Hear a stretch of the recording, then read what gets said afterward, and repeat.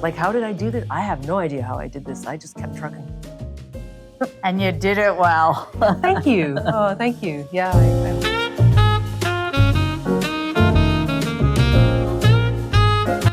Hello, and welcome to today's segment on Let's Talk Art. Thank you all for joining us. Today we have with us Calgary-based artist Verna Vogel. Hello, Verna. Welcome. Hi, Romana. Thanks for having me. Our pleasure. We're delighted to have you here. Today we have a number of your works on display behind us. It's such a variety. It stems over, you were saying it's over 30 years of work. Yes. Tell me a bit about how you got involved in art. What were your interests? Why was there any inspiration behind it? It's a bit hard to talk how I got into art. It's more a case of I never got out of art. I just have been making art since I was a little kid, and I never stopped. A lot of people, I think, stop. Most kids make art, and I just never stopped. Interesting take. Yeah. Yeah. So we have about, would you say 30 years worth of work? Approximately, yeah. So go over some of the early pieces with us. And okay. So I think the earliest piece is this little landscape behind me. And the two portraits are also quite early, from about 1999. I have been making art. I went to art school in 1995. I took a 2-year studio arts foundation course at what was then Capilano College and is now Capilano University in North Vancouver. And the university no longer has a studio art program, which is a bit unfortunate. yes. So I did that in 1995 and 6. And then in 1997, I went to Malaysia and I studied Chinese ink painting for a year in Kuala Lumpur. I took a 3rd-year fine art program at the Malaysian Institute of Art. That must have been quite an experience. Yeah, it was. It's a very different philosophy, east to west, in terms of the perception and the reason for making art. So it was a really, really cool experience. How did it change your art? How did that affect it, or did it? I think it did. I mean, it must have. Everything affects your art. Art comes out of life, right? It's hard to put my finger on exactly how. I think any kind of experience where you are living for a fairly prolonged length of time in a culture that's very different from your own affects the way that you see the world. You make fewer maybe assumptions about what you're seeing or about why you're doing what you're doing because you have encountered other ways of looking at those things. Absolutely. So while I can't, off the top of my head, I can't give a specific example, but definitely there's maybe a sensibility about how things balance or something like that. That's kind of a broad thing to say. No, it makes sense. You know, and your early art was more representational. Throughout your artist career, you've evolved and went through various phases and changes, which is wonderful because I think you have to grow as an artist. Absolutely. I think it's so important. And you can definitely feel a sense of change in your work and things. I started with some figurative work, making portraits when I was in art school in my mid-20s. And then I got really into life drawing. Most of those are works on paper, and most of them are sold or lost in some way. And they were large drawings. I would make a portrait this much of someone's face that took up a 24 by 36 inch piece of paper. And they were quickly done and very loose. And I did that for a while in Vancouver. And I also was doing some abstract work at that time. Again, I don't have any of those paintings anymore, but I made some pretty big pieces and some smaller ones. And then I moved to Calgary from Vancouver. So it was a very different visual environment here in Calgary. And I was still doing some abstract work. Again, I don't think I have any of those pieces. I was putting them up in cafes and quite a few of them sold. And so they're just kind of a thing of the past.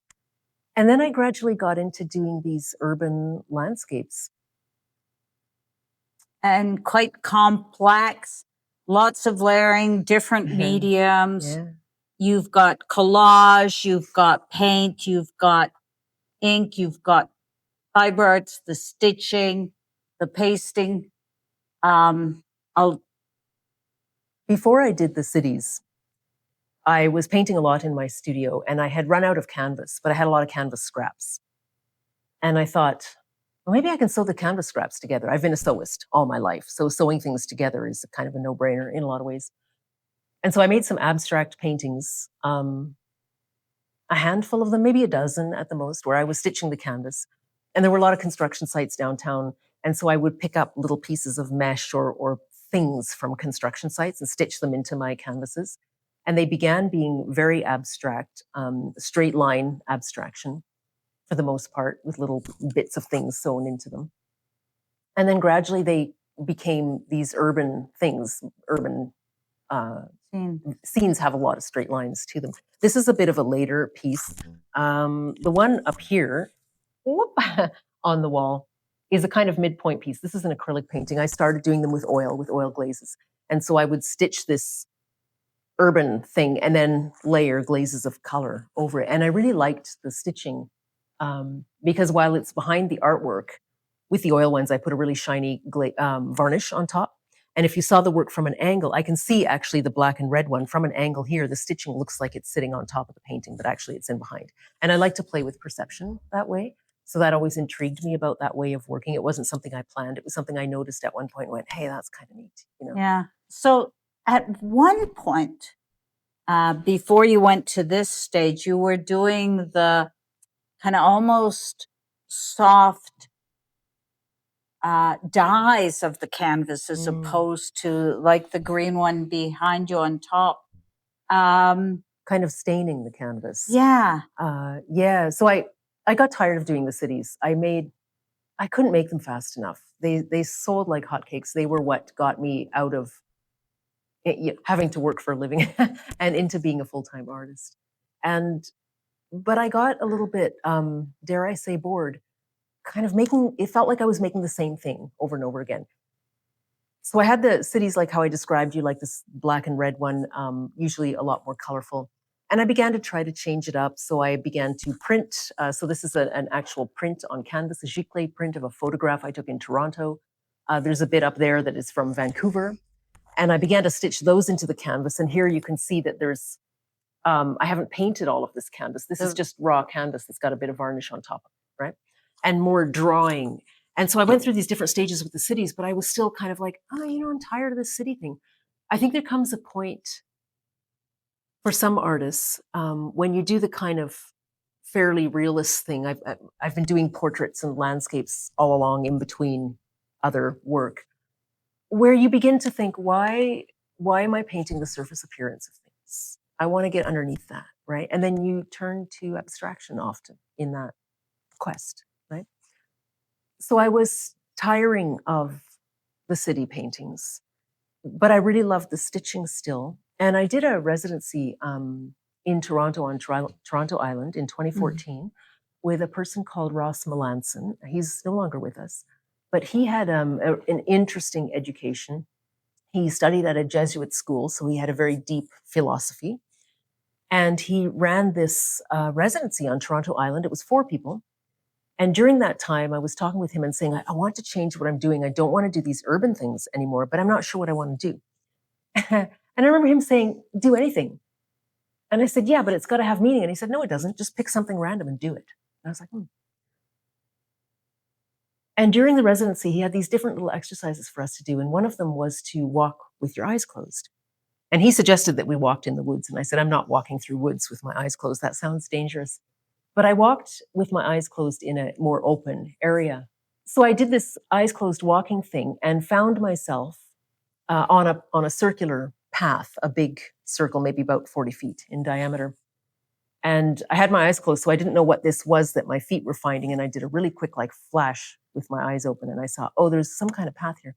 And I followed it just with my feet. I didn't use my eyes to navigate. And I was sort of shuffling along. And it became apparent that it was a circle. And I began to orient things through my hearing. And so I began to just go round and round and round the circle with my eyes closed and orient myself based on the sounds. And it was a really, really neat experience, really kind of meditative and interesting. Because even prior to that point, I had been thinking about a little bit. When you work as a painter, you're using your eyes a lot. And you can see really minute differences between colors after a while because you're looking at color all the time. Yeah. And I was doing these little kind of experiments with people where I'd show them, say, 2 shades of blue. And I would say, are these the same blue? Non-artists. And they'd say, yeah. And I'd be like, man, I could mix like 10 steps between those 2 blues, right? Because I'm used to doing that.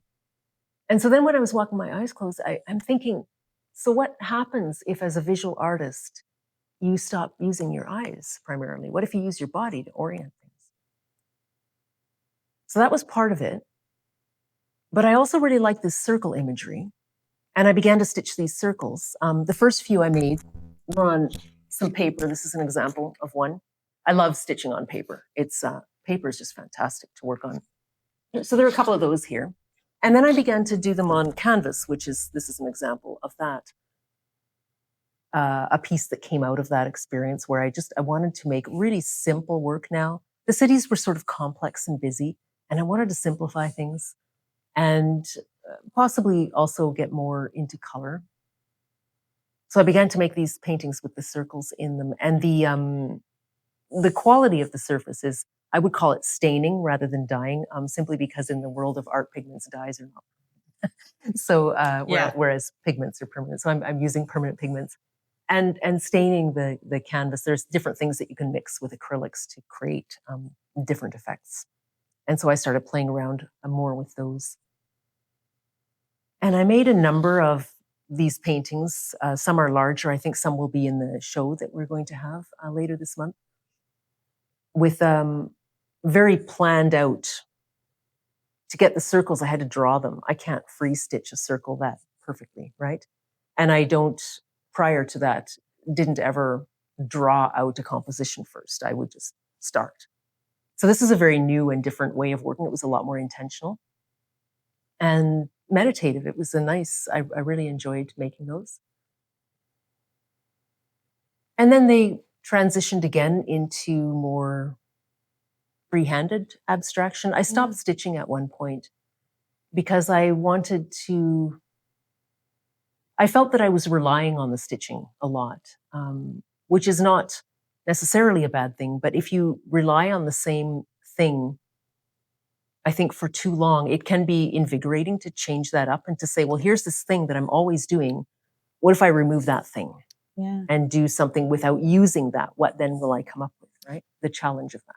So, Verna, you've been painting for 30, 40 years. How do you feel about, where you are now and where you want to go? Oh, I like that question. Small correction. I've been painting for almost 56 years. No, wait, hang on. I probably started when I was about 4. So let's say 52 years because I just never stopped, right? That's what brings it back around. I think this is amazing where I am now, that I'm still able to do this. A few years ago, I read a statistic that went something like this. If you took 100 people in their 20s who want to be an artist, by the time they're in their 30s, 50 of those people will still be working in the arts. And by the time they're in their 40s, of the 50, 10%, 5 people, will be still working in the arts. And by the time they're in their 50s, 1% of that remaining will still be working in the arts. So I'm the 1%, man. Like, how did I do this? I have no idea how I did this. I just kept trucking. And you did it well. Thank you. Oh, thank you. Yeah, I hope so. I'm nowhere near stopping. And you're continuing to do it. Totally. Yeah. I've been having some ideas for some new stuff. Thank you, Verna, for being here. Thank you all for joining us this evening. If you like these videos and want to listen to more, please follow us and enjoy the rest of your day. Thank you. And thank you, Romana, for having me. It's been a pleasure.